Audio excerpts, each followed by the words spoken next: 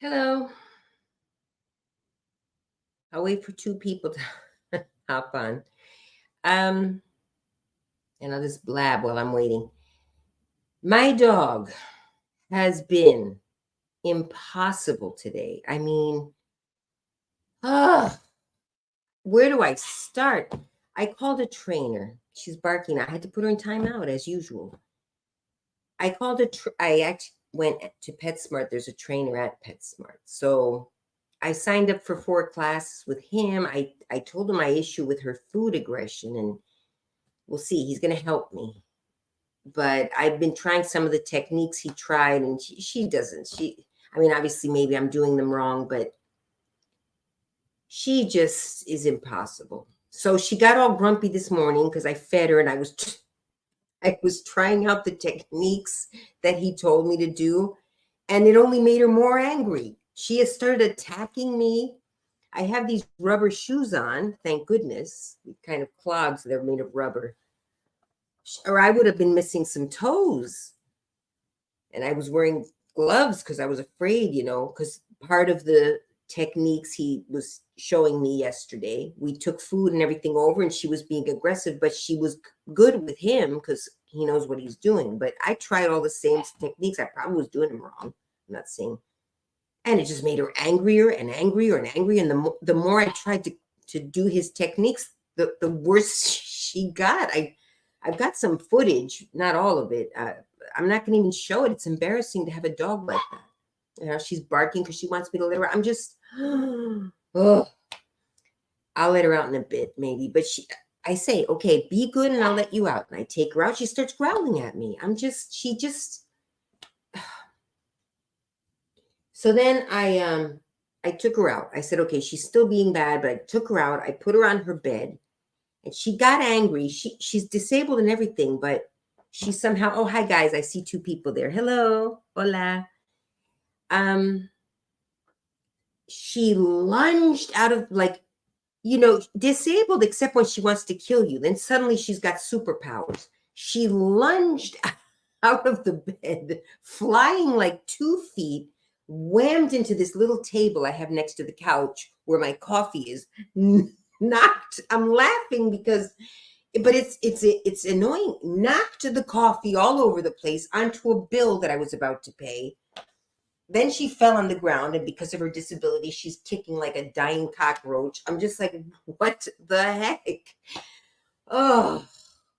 And I, picked her up. I put her back in the pen. I cleaned up. I was getting ready to go live. So it's been a while. Hi. Yeah, I don't do ASMR anymore. I started this channel just for me to talk because I like to ramble, and 2 or 3 people like to hear me just blab about whatever. I do try to keep it soft-spoken, though. People have even offered me money to do ASMR, but I just find it a little bit, first of all, 2 reasons, and I've said this to my regular followers.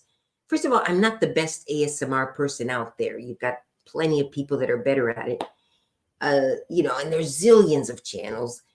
And secondly, I just find it uninspiring to just make money chewing gum. I know that's silly because I could probably, if I really focused on doing these,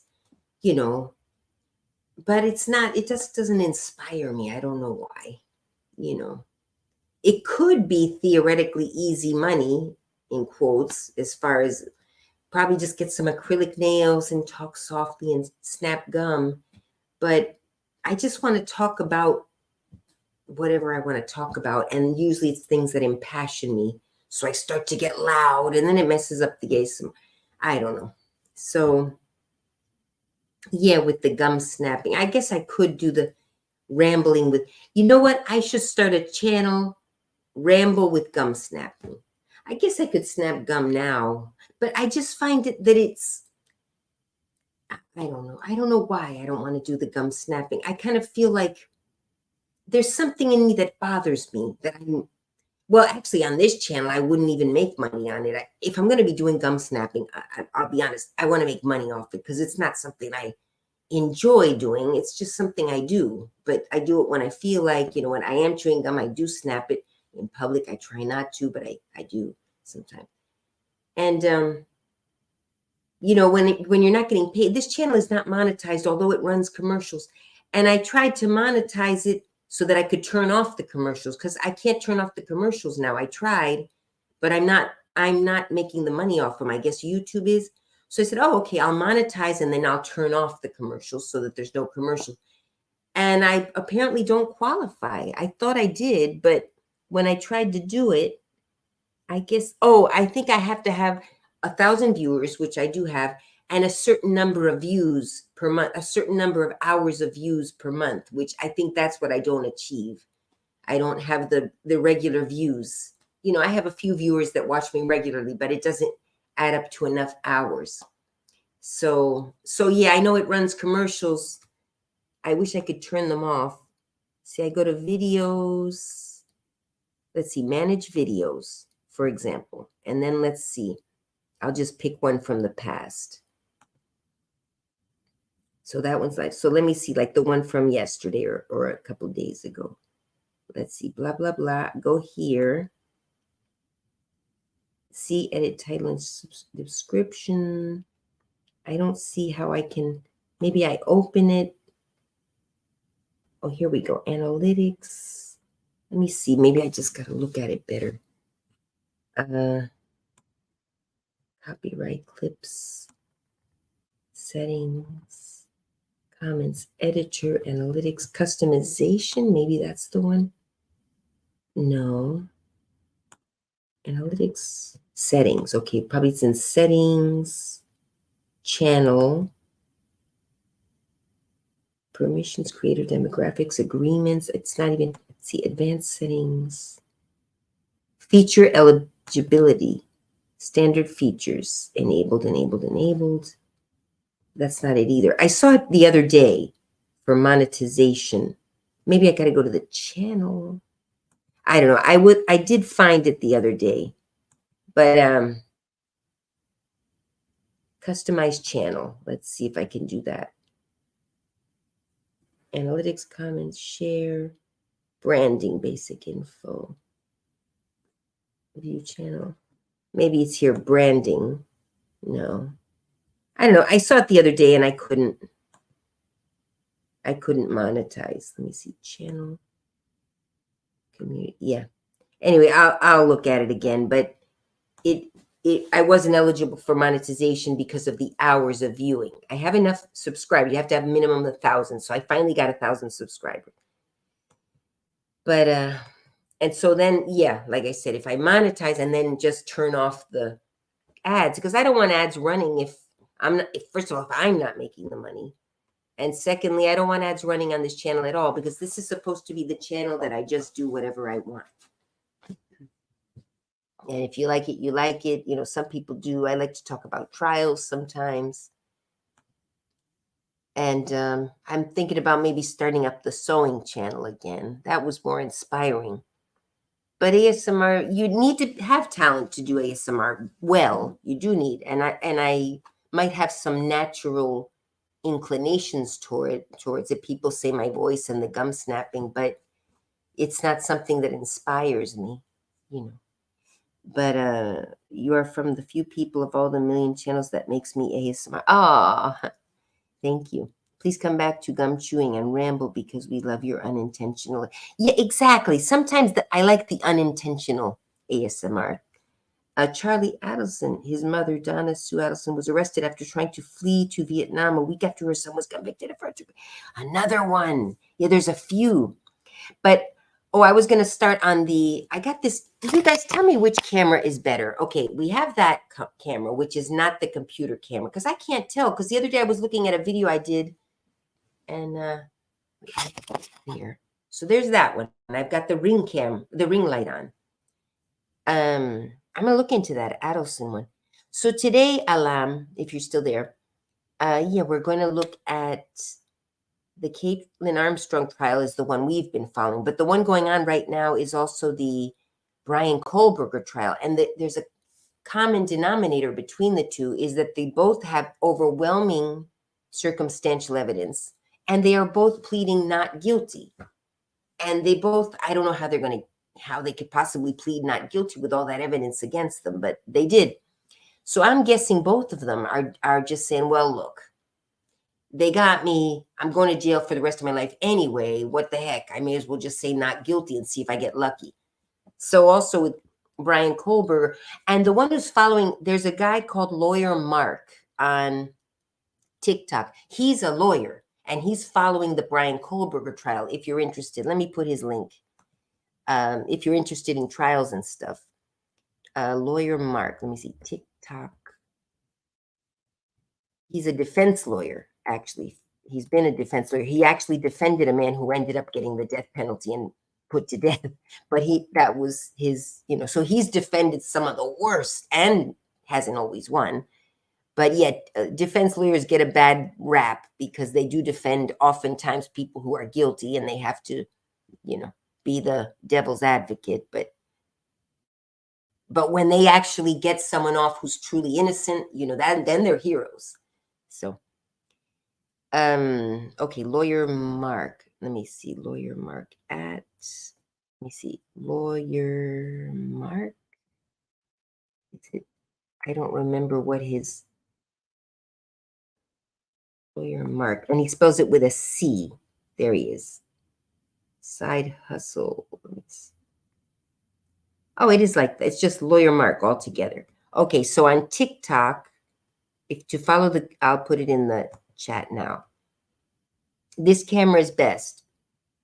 The laptop camera had poor video quality. Okay, good. I'll leave this one.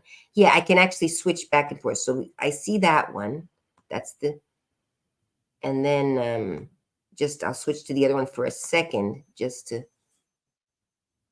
that's the other one. So the first one, like I can't tell. I think, yeah, the first one to what I'm seeing looks better. Even the lighting changed. Let me see, Logitech.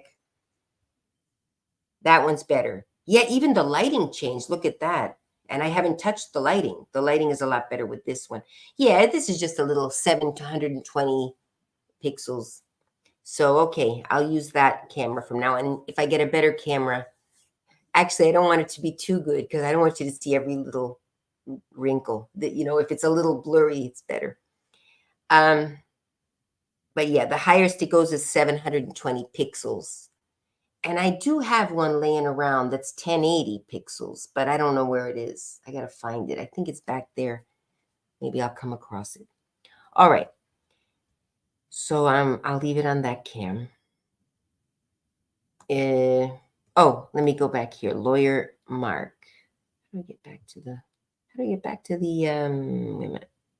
Is it that one? Okay. Okay. Get rid of the heart icon on the chat. It blocks the end of new comments. Only channel admins can disable it. Okay, let me see how to do that. Well, I'm on Yard Stream. Maybe I have to go. Are you on Twitch or are you on YouTube? Do I do that on YouTube? Let me go over here. Okay, let me go to YouTube. Let me go to live. Oh, hang on. Okay, we're turning that off. Oh, I see it there. Okay, yeah, that's on YouTube. So then, let's see, chat, timestamps, moderation activity. Oh, there we go. No, that didn't work. Pop out chat. Send feedback, community moderation. We don't need that. Okay. Yeah, I see the heart there on YouTube, but I don't know how to. Let me see if I tap on it. No, I can't do that. Settings. Oh, edit video. Let me see if there's anything in the. Please get rid of. Yeah, I see the heart. I see what you're talking about. I don't know how to get rid of it. If I made you a moderator on YouTube, would you be able to do it? Edit video. Edit video, maybe on there. But I don't know if I can edit it while it's going. Notes, subtitles. I'd have to do something in the customization. Settings. Maybe it's here. Settings. channel, general. Yeah, I don't know how to do it. If someone wants to be a moderator, then I know how to make you a moderator because I did it accidentally once to someone. Someone who was coming here to troll. I accidentally is Mr. Burgles. Some of you were here when that happened. He came over here to troll, and I was trying to delete him, and I accidentally made him a moderator. So I know how to make you a moderator if you want to, if you know how to get rid of that heart, or if you want to try while I'm talking. I believe you can only change it before starting the stream. There are videos on that show how to disable. Oh, okay. Bummer. No, well, let me see. But I started the stream on StreamYard. Oh, I wish I could get rid of it. Yeah, I didn't know that was. Oh, how about I can try. Okay, I'll make you a moderator. Let me see. Go to channel. Add as moderator. Okay. Add as moderator. Standard can review and remove, hide, can manage blocked words and change chat modes in live. All right, I'll put you on the super duper moderator. You can do everything. You could destroy my channel. No, that's okay. Save. So I put you on the highest level moderator you could be. All right, because I trust you. I mean, I trust you because you've been here a while. Anyone who's new, you know, he's been on several times. So, all right. Anyway, let me go back to my. So Lawyer Mark on TikTok is following the Brian Kohlberger trial, and Brian Kohlberger trial, and he is an actual defense lawyer, so he'll know. Oh, did you do it? It looks like you might have done it. Hang on, no, you didn't. Oh, you didn't. Yeah, I guess for this stream, unless I turn it off and start again. But I have 4 people. I don't want to do that. You know, if I had 1 or 2 of you, but 4, that's like, oh my gosh, that's amazing. 4 people at the same time. Anyway, so here, I'll get started on the trial because that might be what some of you came here for. So Lawyer Mark, it's lawyer, well, you could probably do Lawyer Mark, I.E. Lawyer Mark on TikTok. And he does a good analysis. He's covering the Brian Kohlberger trial. Brian Kohlberger.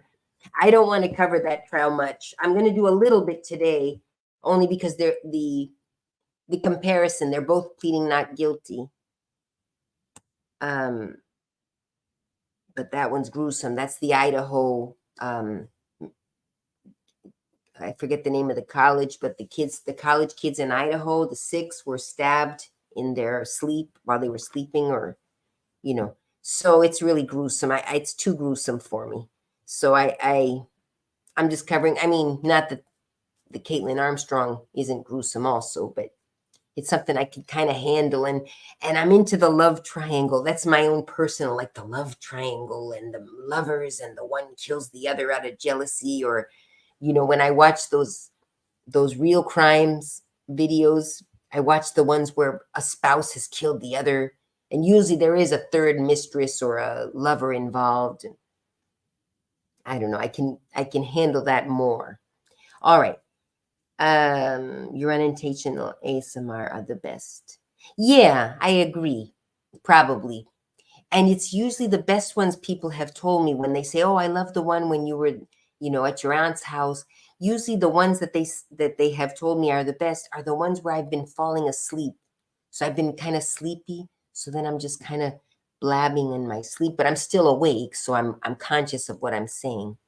But those were pre-recorded. I would never do one of those live because of the danger of falling asleep and snoring or something. But I might do a ramble when I'm falling asleep. I'm actually a little sleepy today, but oh, the dog's quiet. I'm scared to check on her. I want to check on her, but she was being, impossible. Anyway, so let's look. First, we'll do the update. I gave you Lawyer Mark. Those of you who are into, you know, trials and analysis and stuff, Lawyer Mark is awesome. He's really good. He's covering the Brian Kohlberger. Gum snapping, makeup, fashion are what I like. Okay. Yeah, and those aren't too difficult to do. I could, you know, I'm going to get acrylic nails done. I got to go up north for Thanksgiving. I'll get my acrylic nails done, and maybe I'll do a makeup, and talk about the makeup and put on some makeup, maybe get ready for Thanksgiving. Um, get ready for the Thanksgiving. We usually have Thanksgiving, early afternoon. So in the morning I could maybe do, and I'll get my nails done before that. I got to comply with what I say I'm going to do, but because then I'll put on the ASMR channel, because I do have to continue uploading every once in a while, or I'm going to lose the monetization on that too. So,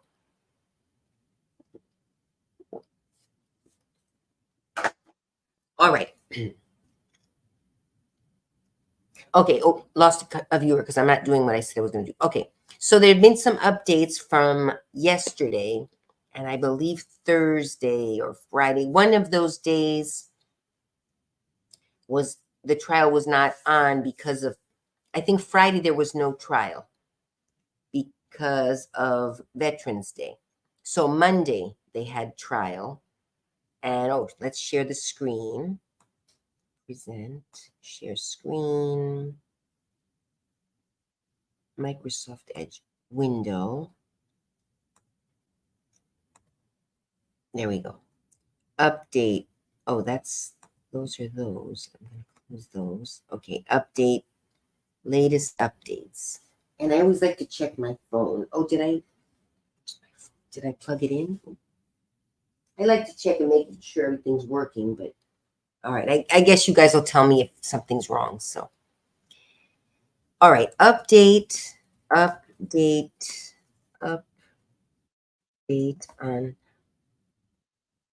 Kaitlin Armstrong.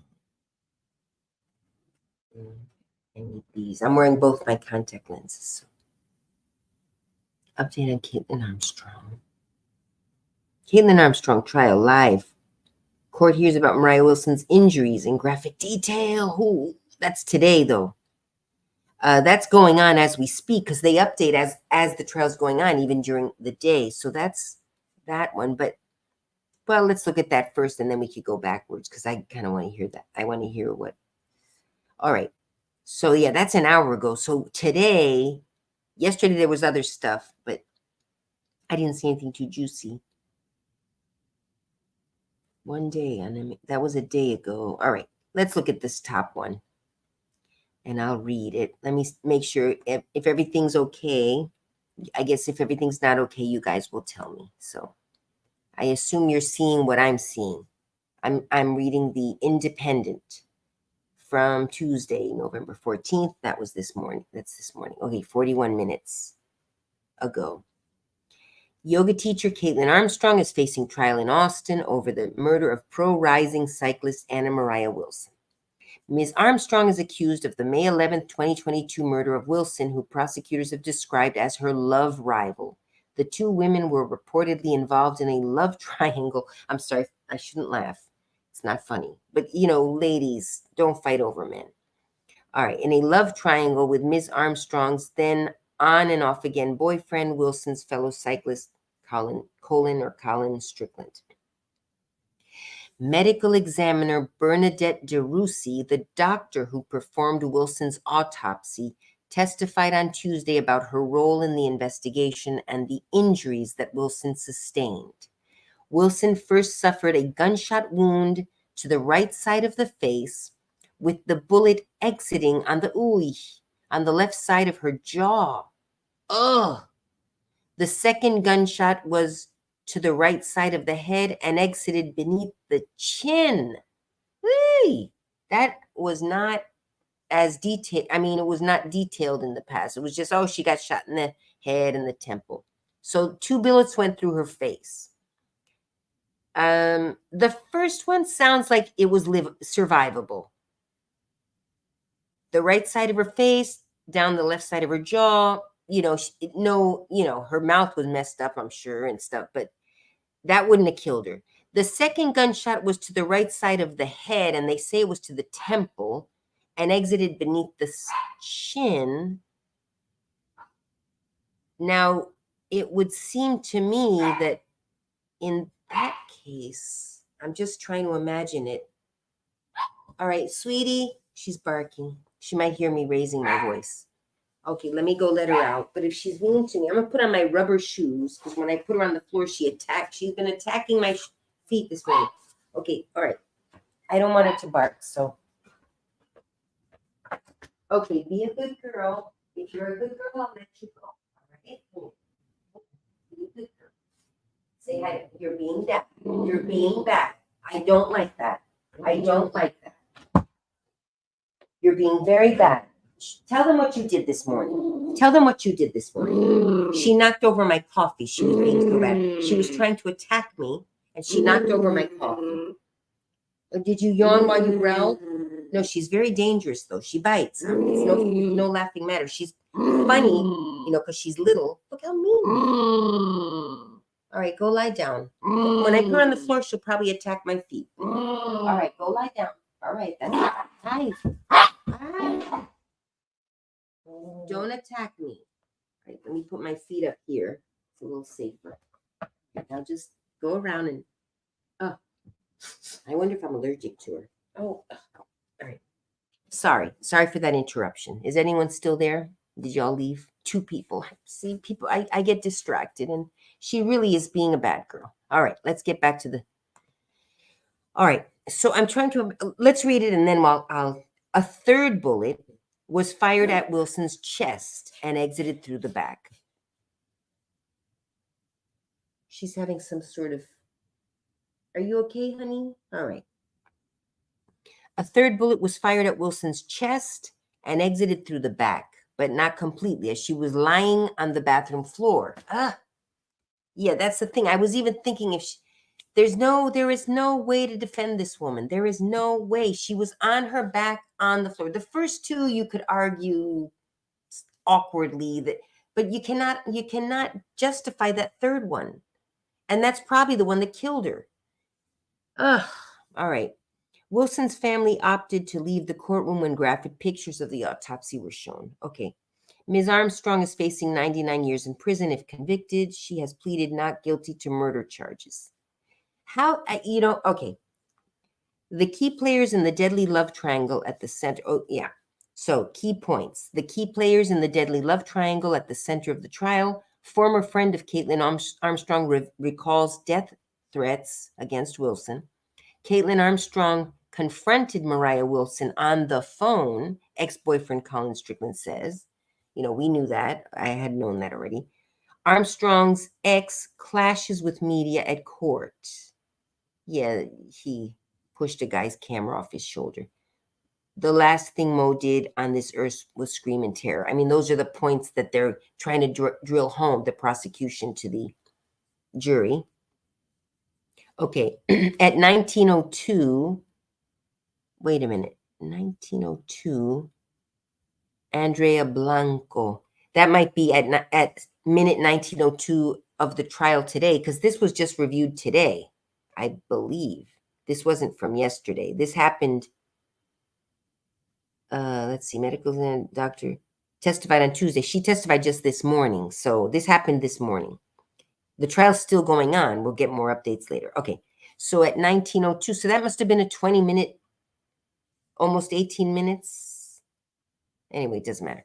Under cross-examination, the defense asked Ms. Perkins about the findings of her report. She said that she couldn't say how that DNA got to the bike, just that it was there. The defense then brings up the possibility of DNA transfer.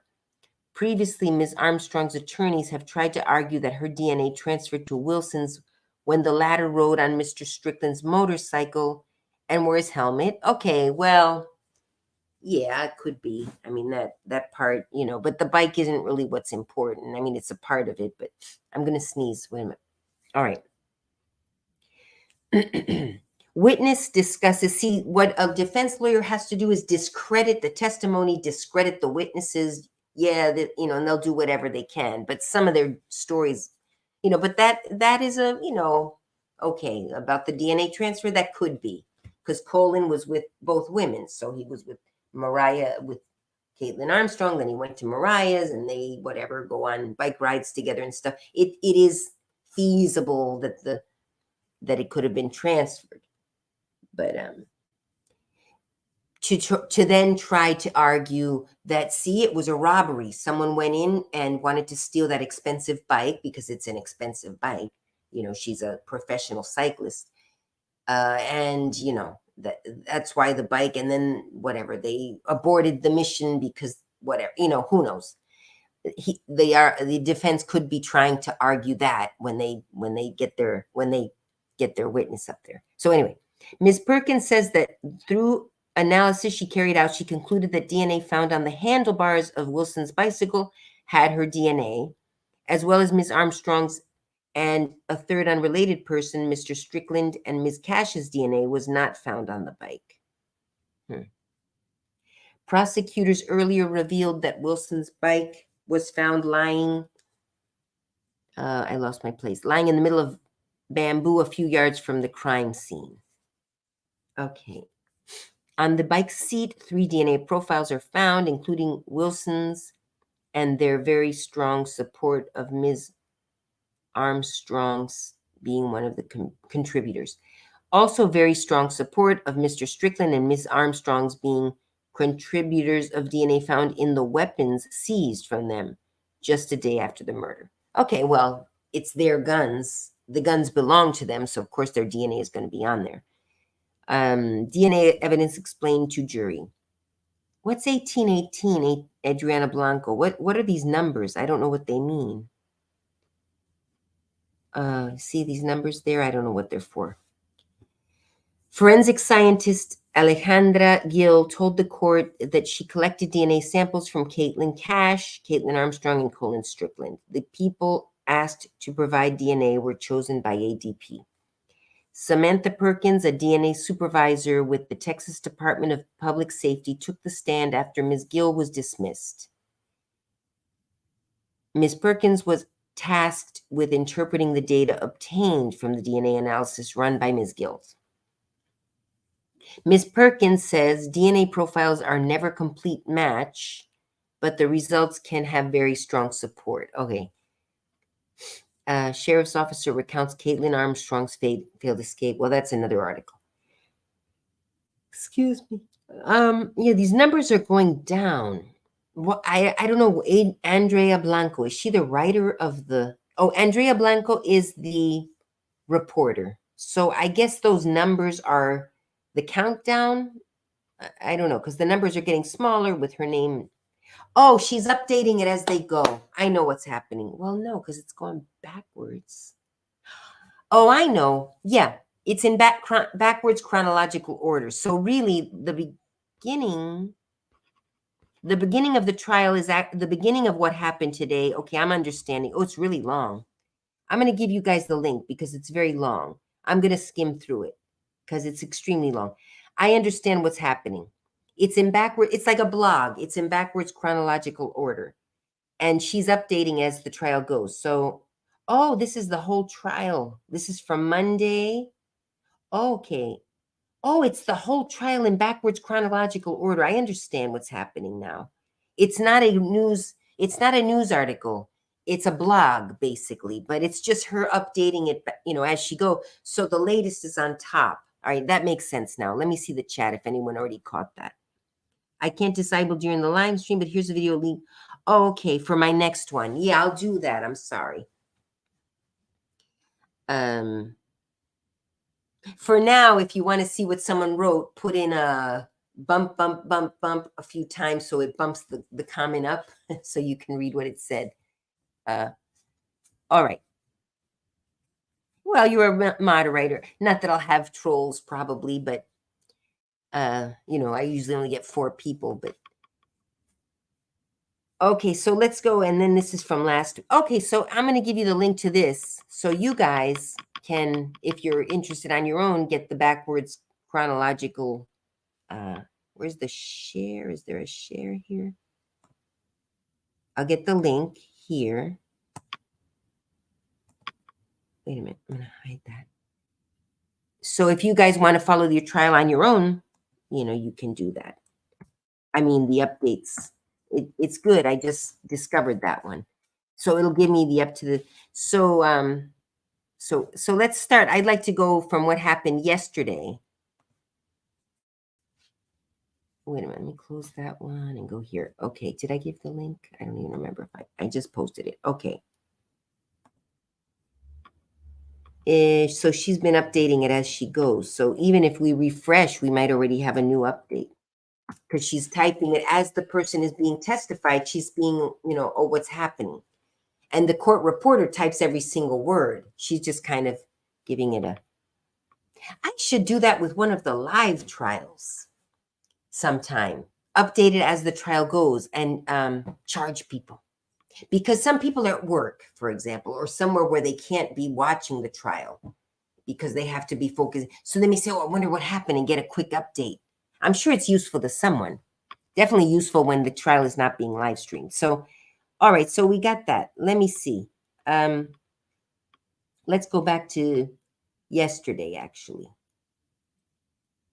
Miss Chastain. Okay, we know about the Chastain. We did that. Kaitlin. 16, ballistic expert resumes. Testimony of ballistic expert. Facing trial. I guess she updates every. I want to see how this is working because then. Okay, Chastain. We already heard from her. He didn't have a girlfriend despite being head over heels at the beginning of his relationship with Ms. Armstrong. Well, yeah, guys will be head over heels and then they won't be. But the test fires were carried out by Mr. Aston and the. Yeah, we didn't even hear much of the. Okay, we heard from. I'm sorry, I'm just trying to. Kaitlin Armstrong told Colin Strickland to send her love to Mo. Okay, yeah, this is all we missed the other day. So here, I'm going to go back. I'm going to go through it, kind of skimming through it, not reading every word. Okay, we did that. We knew about the pineapples. The defense sent shockwaves through the courtroom on Tuesday when they raised a mistrial motion mid-procedure. Yeah, they're trying to get her off on a technicality. That's what they're trying to do. Or buy time with a mistrial, so a new trial date has to be set. So then, The attorneys brought up that Det Spittler had previously met Mr. Strickland at a taco deli years before the murder. Also asking the detective, I'm sorry, I'm reading the whole thing. I said I wouldn't. Det Spittler told the court he was confident in his decision to clear Mr. Strickland and the other men whose names came up during the homicide investigation. The detective refused to entertain the defense's speculative line of questioning and reiterated that he pursued other lines of investigation, but they all brought him back to Ms. Armstrong. So the defense on Monday tried to get a mistrial. They're going to try to do whatever they can to get a mistrial or some kind of technicality. That's what they're looking. Okay, so here's the part. Kaitlin Armstrong told Colin Strickland to send her love to Mo. So she knew. She knew. Now, she might have been doing sort of like, I'm warning you. Yeah, send my love to Mo. Like she must have told her on the phone one or two things. I don't know. So may I even send my love to Mo? It might have been her trying to not be jealous, which sometimes a girl will do that. She's jealous, but she says, I got to accept or whatever, or I'm going to lose him. Or maybe she was sending it sort of as a satirical threat, like an ironic threat. I don't know. So visibly shaken and with his eyes closed for most of his testimony. Yeah, he feels horrible. He feels horrible. Of course he does. I mean, I'm not saying he thinks it's his fault, but he might have thought to himself, how could I have missed this? Because he at one time was in love with her and still was very friendly with her. He was probably thinking to himself, how could have I missed that she was this much of a psycho? Again, like Jodi Arias. Although Jodi Arias, by the time she murdered, how unfortunate that we remember the name of the murderer and not the victims. But when she murdered the man that she killed, by then everyone knew she was a psycho. Even he knew it, but he was still getting together with her. But apparently to Colin Strickland, there were no indications at all that this woman was a psycho. I mean, in hindsight, there were. She told her friend that if she found out XYZ, that she was going to kill her. But there were really no outwardly obvious signs that she was, able to snap. I'm a person that takes breakups hard, but even I've never killed someone. I mean, I've been annoying, like calling too much and stuff for a while, then you get over it. But so you really got to be beyond that to actually do the action. I don't know. I don't want to say I'm crazy or whatever, but I'm comparing myself, someone who takes breakups very hard, and it's not going to happen to me ever again because I'm not going to date ever again. And that's my choice. And it's not because I'm, oh, poor me. I just realized at this stage I have no reason to date other than, find someone to have a companionship with. But with that, I should just go out and make friends. And I have my friend in Maryland so far, unless he finds a 35-year-old. But if he does, he does. I mean, I don't think it'll hurt me because I know that it could theoretically happen. But so, and that's that. But if things with him don't work out or whatever, I'm not looking, and I'm actually rejecting. There was a gentleman who I met on Facebook through our political, we're talking political stuff. He suggested we get together, and I was like, no, that's fine. He was, handsome, whatever, but I just have no, maybe a little part of me is bitter, but yeah, it's more, I don't think it's worth all that you put into it to know that it's going to not work out. So anyway, let's stick to the topic. Okay. Mr. Strickland said that while he and Ms. Armstrong loved each other, their relationship was tumultuous due to her constant fits of jealousy. Okay, so there was jealousy. There was constant jealousy. That's a bad sign, man or woman. If your partner is jealous, you do two things. My husband was a jealous man. And I told him, we broke up for other reasons after all. I left him for other reasons. It wasn't for the jealousy. Because he got it in check. We had a talk about it. He said, well, it kind of makes me jealous when you do X, Y, Z, and I said, well, I'm not going to have you treating me like this every time I go to buy a chicken. For example, I went to buy a rotisserie chicken once, and it was a new plate. That's not going to. And he, long story short, I got back to the car. He's accusing me of trying to pick up the rotisserie guy. I was waiting for the chicken. He was talking to me. It was a new business. He was trying to make connections. He was talking to other people too. Oh my gosh, the things he said to me happened to be hot out, and I happened to be a lot younger and still looked nice, and I had on a pair of shorts. But anyway, we talked about it. It wasn't the first time he'd done something like that. But it got to a point where I said, well, look, that's that. What's the matter with my baby? She's like choking. Oh, wait a minute. My baby, are you okay? Sweetness. Is everything okay, my dog? It's okay. It's okay, sweetie. What's the matter? You want to drink some water? You're going to be mean to mommy, though? What's the matter, sweetie? What happened, honey? Oh, she's having some kind of fit. Okay, sweetie. What's the matter? See, let's see. Did you get something in your throat? What's the matter, sweetie? You okay? All right, honey. You okay? You want to go try some water? She's like choking on something. I'm scared to put my finger in her mouth. You okay, honey? Give something. Let's go see if she wants some water. Okay. All right, sweetie. Come on. You're being nice to mommy, huh? God, when you need mommy, you're nice to mommy. I really should put my... All right. You want some water? Mm-hmm. Try the water. That's some water, okay? All right. You okay, honey? All right. I don't know what's going on. She might have something in her throat. I don't know. Oh, my little baby. She's a mess. All right. Let me drink some of this. Anyway, I bought the chicken and he stopped. He toned it down. He was still a little jealous, but he was a little bit nicer about it. And I was never jealous. I was completely confident. Anyway. Yeah. Oh, he was very handsome man, still is. And women would flirt with him all the time. Oh, gosh, in front of me. And I would be like, I wasn't worried. He was my husband. I knew he loved me, or I thought he did.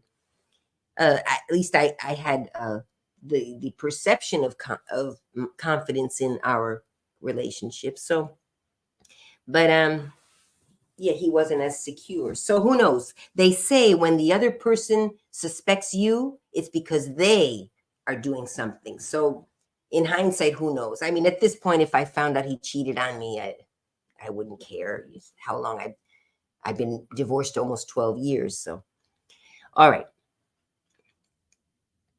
All right, so here we go. Tumultuous due to her constant fits of jealousy. He also said that he and Wilson maintained a brief, Wilson is the victim who died, maintained a brief relationship while he and Ms. Armstrong were on a break, but remained friendly and after he reconciled. However, Wilson and Mr. Strickland kept seeing each other at competitions or cycling events. Okay, they were in the same circles. And in one instance, shortly before the murder, he posted a video on Instagram of himself after a race in which Wilson happened to be in the background. Okay. Send my love to Mo. Mr. Strickland testified that Ms. Armstrong had texted him in reference to the video. Oh, which he found passive aggressive. Yeah. Okay. So that's where that comes from. She's still having her fits. Yeah. Yeah. You know, he if they were on and off and he knew that it wasn't going to lead to a relationship where they were settling down, I don't know. I think he should have broken up with her, or or I don't know. Because he was kind of, I don't know. I mean, they were living together. Maybe it's not as easy to just end it, and it's harder to end it with someone that jealous. He was probably fearing, exactly. He was probably fearing the blowback if he broke up with her, like said, look. And obviously, if he would have broken up with her and ended up with Mo Wilson, which I do believe would have eventually happened, I believe he still liked Mo. Maybe they wouldn't have gotten together, as a couple, but he would have definitely gotten back with Mo Wilson for dating and, so, but hindsight's 2020, of course he never thought she would do what she did, probably, but yeah, when there's jealousy in a relationship, I guess what I'm doing is talking about the trial and then telling you about what I think about relationships okay. Wilson, 25, a competitive gravel and mountain bike racer from Vermont, was found dead on May 11th. We knew that already. A month before her death, Ms. Wilson beat 30 of the top gravel racing cyclists in the United States to claim the Fuego 80K at the Sea Otter Classic in Monterey, California. Ms. Wilson followed up that victory with a win at the Belgian Waffle. I'm laughing at the name. The Belgian Waffle Ride. Who's there? 3 people. Okay. In San Diego on 30 April and arrived in Austin on 10th of May as the favorite to win the Gravel Locos in Hico a few days later. Mr. Strickland has reiterated that his relationship with Wilson in the months leading up to her death was just a friendship. I believe that. But texts she sent around that time seemed to show that she was under a different impression. Okay. Well, yeah, sometimes women do make more of things than men do. I will, again, comparing men to women generally with exceptions. Women do tend, and not just me, friends of mine that I've seen with guys that was very clear to me. See, when you're objective about it, you could see it. When it happens to you, you're not objective. But I've seen situations where I thought to myself, she's thinking there's more to it than he does, but I'm not about to be the one to tell her that. And as it turned out, that's exactly how it was. And then she'd get all hurt. And so it could be that he thought there was not much to it. Guys will even kiss you sometimes, and it's to them, oh, we're just friends. I don't know. Women tend to take a kiss, a peck on the lips, for example, to a woman that's, oh, he feels more for me. He might just be a friendly little peck. You're kind of cute, but it's nothing to be taken. Whereas a peck on the lips for a woman might be, and especially a young woman, she was only 24, she might have made a bigger deal out of it than what it might have been. I don't know what her experience was in love, you know, and I was still pretty naive at that age. A month before her death, Ms. Wilson, okay, blah, blah, blah, blah, blah. Mr. Strickland has reiterated, so I would like to talk to you at some point. I had originally texted you on Friday, but appears my texts aren't going through again. Wilson texted Mr. Strickland after an event they and Mr. Armstrong had all attended.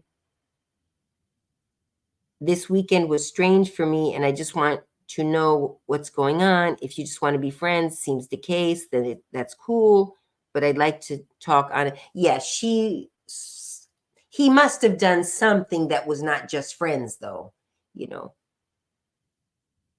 And she liked him. I mean, she must have, you know, imagine a young up and coming cyclist. He's already an established, well-known cyclist that's very talented also. He's about 8 years older or 8 or 9 years older. So he's an older man. I mean, he's a little pipsqueak to me, but to her, he was an older guy with experience in life, with experience in the business of cycling, very talented. Maybe she thought he was handsome, you know. She was in love with him, or enamored with the whole situation of him. You know, there's no doubt in my mind about that. And he was probably flattered, younger girl, very cute, at least. I don't know. I haven't seen her with makeup or anything in the pictures I've seen, but definitely with some makeup on, she must have been a knockout, physically fit. So is Miss Armstrong, but you know, they had a lot in common to talk about. So I could see how there was a more than, you know, and you tend to, yeah, kind of admire people. He was probably admiring, yeah, for her age. Wow. And a woman, you know, it's probably not unlikely they would have ended up together, at least at some point, maybe later, maybe when he was in his 40s and she was in her 30s, you know. I'm not saying it would have happened right away, but there was definitely a connection that seemed more feasible than his connection with, at least in the later months, with Ms. Armstrong. And she was in love. She was reaching her biological clock, where, you know, timeout, or what do you want to call it? Anything in the chat? I'm not even. Oh, let me read the chat here. I was going to say, if your partner accuses you of cheating, it's likely because they are the only one cheating. Yeah. When I was participating in wine tastings, it was acceptable to kiss women on the cheek on the cheek is another thing. Yeah, that's very European, even Latinos, and you know, we kiss on the cheek to say hi. That's, yeah. But an American might take it as something else. That's true. An American, since it's not the culture in America to kiss on the cheek when you say hi and bye, they might take it as something a little extra. If they're not familiar with the culture, you know, European cultures and stuff.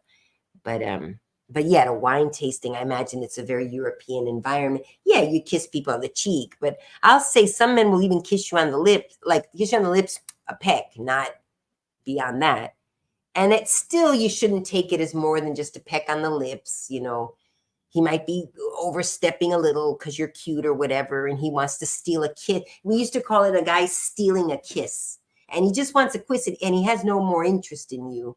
But yeah, for a woman, and a young woman, to say, "Oh, he kissed my lips. Oh my gosh," you know. But it, you know, in high school, that happened to me twice. Yeah, and I was like, oh, because I liked the guy. And it's still a kiss. Today it'd be called sexual assault. You know, even if it happened with a guy you don't like, you know, it's just a peck on the lips. I don't know. It's not, you know, grab and, you know, that's wrong. But I don't know, steal a kiss to test the waters. And yeah, if you don't like the guy, yeah, get the heck away from me. What the heck, you know? And if you like the guy, you maybe say nothing, you know, but it's sort of implied that, you know, and it lets you know that, okay, I can kind of get a little closer. It takes two to tango.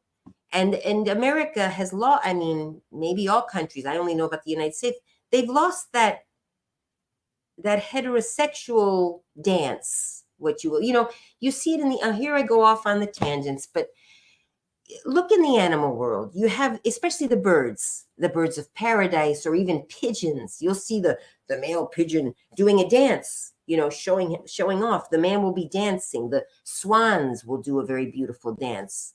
You know, that's what dancing is. It's a courtship, and we've lost that, you know. And then, yeah, then Now, human males don't usually dance. You might go to a dance and everybody's dancing, and then kind of there's, but and we created, humans have created dances, choreographic they're choreographed. So, the tango, the ballroom dancing, those are all dances that are consciously created. But in the animal world, there are natural dances that it's just built into their instinct. You like a woman, let's say a swan, he knows that he has to spread his, whatever he does, look it up and look at the ostrich. That's hilarious. The ostriches have their dance. That's if you want to laugh, watch a male ostrich trying to get a girlfriend. I don't want to go off on a tangent, but there's a certain, it's not like, I don't know, we're trying to force a square peg into a round hole today with romance. And that's why I'm not saying men should be allowed to sexually assault women. That I agree, but I don't think that stealing a kiss, as they used to call it, is sexual assault, or telling a woman she looks nice, or even giving her once, as long, again, just a quick up and down look. It's a little over, that's a little more, but, and even in some, let's get back to so who knows what happened that weekend, and she felt there might be something there, which apparently there wasn't. So, okay, now we're going back, we're going up. So let's see, Colin Strickland, Chastain went on to stay. Okay, here's the part. Let me see this. Now it's sexual assault. I love how you call that of wokeness or whatever they call. Yeah. Or at least, yeah, like 4th degree or 5th degree sexual assault. It's not, you have different levels of, but I think 4th degree, now 4th degree is still kind of bad. I think 4th degree sexual assault is touching a part of the body that shouldn't be touched. So that's, but let's say 5th or 6th, I don't know. They won't even get you to, women would feel like, oh, violated because they got looked at, on the metro. I saw a YouTuber that I truly admire still, and she's in her 30s. So she's a millennial, I don't know how Gen Z feels about it. She's a millennial. And she did this video once of herself. She was on the metro and she got back and talked about how this person looked at her and she wanted to cry because she felt so vulnerable and violent. And I was thinking to myself, as much as I liked the girl, I said, what? The guy looked at you. Okay, he might have looked at you kind of sleazy, but it's not to go crying about it and do a whole video about how violated you were. I kind of thought it was overboard, and that was years ago. So I imagine it's worse today. Yeah, it probably wasn't right, but I don't think it was even a long thing. I think she went on the metro. The guy might have kept looking at her or found her attractive or whatever. He didn't even say anything to her. He just was looking at her. And yes, he probably found her attractive, or he might have been kind of sleazy about it, but the way she described he was looking at her, maybe looking at her up and down. I mean, I just thought it was overboard how she reacted to it. But that's my opinion. I think women need to toughen up a little bit. Men are going to look at you if they find you attractive. And yeah, I know you don't like it, but you got to not let it, you got to get used to it a little bit. And then believe me, they used to do to me. Now I kind of miss that they do it. They don't do it to me anymore. You get to a certain age, they stop doing it, and you wonder, oh my gosh, I must be getting ugly. If they're, I'm not saying you have to be grateful to them, but it's a good, what do you call it? A barometer of how you're looking. When you're out, I'm out there, I don't have men looking at me anymore. So it kind of gives you a barometer of where you are on the looks department and how you should be perhaps behaving. Maybe you need to start dressing a little more modestly. Or who knows, if you dress sexy at age 70, when you got all this crepey skin, they call it, where you might be skinny. I'm very thin. Doesn't mean I look good in a pair of, what do you call them? Hot shorts. She became a pivotal. Okay, let's stop. Let's stick with the topic. Okay, Kaitlin Armstrong. Before fleeing the country last year in a desperate bid to evade charges of murder against Wilson, Ms. Armstrong was a yoga teacher. She and Strickland met online in the fall of 2019. and eventually started a relationship. So think 2019. So fall, it's almost the end. All of 2020, all of 2001. So 2 years. By mid 2003. So he'd only known her 2 years. You really don't know a person. And then I don't know when they moved in together. Okay, Ms. Armstrong stayed over Mr. Strickland's home during the Texas freeze of 2021 and never left. Okay, so they moved in 2021 and never left. Yeah, kind of found an excuse to move in. And even they met during COVID with the lockdowns and everything. I don't know what it was like in Texas, but it was a time where they might have bonded quickly. Because in 2020, there was nothing to do. You were bored. You had to wear masks everywhere. I could see people bonding quickly during COVID. And then 2021, they also happened to be passing the freeze. COVID was just starting to loosen up, lighten up. And then the freeze comes in Texas where everybody was, saving electricity or whatever. So they also, bad luck would have it, were in a period of time where, they bonded quickly, in my opinion. So she became, and then she moved in and that's it. Okay, I'm in, and then he probably didn't feel it, but she was there. All right, we get along. You can stay. She became a pivotal part of his cycling business and acted as his manager. According to testimony heard in court, Ms. Armstrong had access to all of Mr. Strickland's social media and financial accounts. That bothers me too. That so quickly, he didn't know her that well, and she's already managing his stuff. That's a woman who's trying to get in. That's a woman who's trying to make herself indispensable, and she was probably playing the part, at first. No, she's probably a psycho in disguise. Jacqueline Chastain, a friend. I want to hear previous boyfriends of Kaitlin Armstrong. I wonder if that's going to come. A friend of Strickland who also befriended, head over heels. You're right. Mr. Strickland would openly say he didn't have a girlfriend, in spite being head over heels at the beginning. Yeah, men don't commit. They take a long time to commit. Even living with her, they don't commit. Doesn't necessarily. He doesn't. As long as until you get the ring. That's what they say. No ring, no fling. That, is what they used to say. I don't know if they still do. And it's hard to hold off that long. But the more you give a man without him committing to an actual, with a ring and we're committed, he could always say, hey, look, I never told you we were committed, even though you're living in his house, running his business, all that, it means nothing. And that's why men have a different timing for relationships. And women think there's more to it than there is because, I'm living with him, or, so a man's dating you exclusively. That doesn't mean the next day he could say, oh, well, I've decided I want to, he always has an easy out if he hasn't given you a ring and a commitment of engagement. And I think we need to go back to the old fashioned where, wait until you're married. Wait until you're married. Because these men have it too easy these days. And, I'm pro-abortion, so, I'm pro-women's rights. So, you got pregnant. Well, we're not married yet, even though I'm intending to marry you. We're not married yet. So, it would be better for our relationship if you aborted the baby. Men will do that. And so the woman thinks it's her choice. She feels it was her choice, when in reality, she is being kind of manipulated by the guy because the guy knows he loves her. That's why they say men need to butt out of abortion. They need to butt out in if that's going to be the, the narrative, then men also need to butt out when they're pro-choice. Men need to, or men need to be able to opine, but I got off onto abortion now, but okay, Mr. Strickland is a professional mountain and gravel cyclist. He's well known in the Austin cycling community and his love for the sport, blah, blah, blah.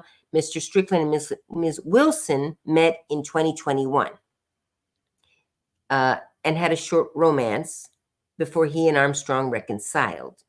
And they were still living. So he was living with Armstrong. So even while he was living with Armstrong, he was on a break. They were both on a break. But it's the man was trying to have his cake and eat it too. Push comes to shove, that's what was happening. He should have, he was not, when a man already, never mind. He's not guilty legally. He is not guilty legally. Let's leave it at that. But he's got a little bit of, fault in there morally. I'm insisting on that. On the night of Wilson's murder on May 11, 2022, he and Wilson went out swimming and blah, blah. We know that part. At her, where she was staying. Okay, we know that part. Kaitlin Armstrong, Colin Strickland, and Moriah Wilson, the key players in the deadly love triangle. Kaitlin Armstrong, a 35-year-old. Okay, we know that. Prosecutors have argued that jealousy was the motive behind the murder. It was. Wilson and Mr. Strickland, Ms. Armstrong's on-and-off boyfriend, had a brief, romance. We know that. On Wednesday, however, the two former friends of Ms. Armstrong testified that she made death threats. Okay, we knew that part. And when she found out Mr. Strickland had cheated, in quotes, on video on her with Wilson, Ms. Strickland, who took the stand on Monday, told the court that he and Ms. Armstrong were on a break when he dated Wilson, and the two had remained merely platonic since. Okay, so supposedly they were on a break, but Ms. Armstrong felt that he was cheating. So again, there was a miscommunication, or maybe they were on a break officially, but in her heart, she wasn't on a break. Even though I think they said somewhere that she also dated other people, but I don't know if she slept with other people. Testimony of ballistics. Okay, Steve Aston's testimony resumed on Tuesday. Okay, now we're on Tuesday. That was on Monday. So now we're on Tuesday. Mr. Aston told the jury that casings found at the scene appeared to be consistent with the casings from tests done with weapons seized from Ms. Armstrong. The test fires were carried out by Mr. Aston in the lab. The defense is trying to argue that ballistic testing is not an exact science. Okay, so yeah, the defense is there to discredit any testimony. Just remember that. So, all right. Now, medical examiner discusses Wilson's injuries. I think we read that already. Dr. Bernadette DeRusi, who performed Wilson's autopsy, takes the stand. Wilson had several injuries. Okay, right side of the face through the jaw. She survived that. The second gunshot was to the right side of the head and exited beneath the chin. And apparently it hit her temple or close to her temple. But it still might not have been, it probably messed her up in her brain or something, or maybe it didn't hit the brain, but it still wasn't a fatal shot. She still could have survived it. And she obviously did, because then apparently she went running. And then the third bullet, she was on her back in the bathroom. And that's the one they're going to have to argue was the first two we could argue self-defense, twisting the story around a bit. And I want to know what the defense is going to say. And they didn't respond yet. A third bullet was fired at Wilson's left side of the chest and exited through the back, but not completely, as Wilson was lying on the bathroom floor. So the bullet went through, but it couldn't go anywhere because she was on the floor. So her index finger was also shot at, which means she was probably defending herself. It probably was. Like, she saw the gun. She noticed she was about to get hit. She was going up to save her face, and maybe that was the first bullet. And then she turns to run. She got the second shot. Now, if it went downward, here's the other thing. Right side of the face and exited the jaw. Okay, the second bullet came from above. So she turns. So she sees the gun. She turns. She turns to run. She got shot, and that kind of went through straight. Right side of the face, I'm going to guess. Left side of her jaw, it's kind of straight. Maybe Ms. Wilson's a little taller.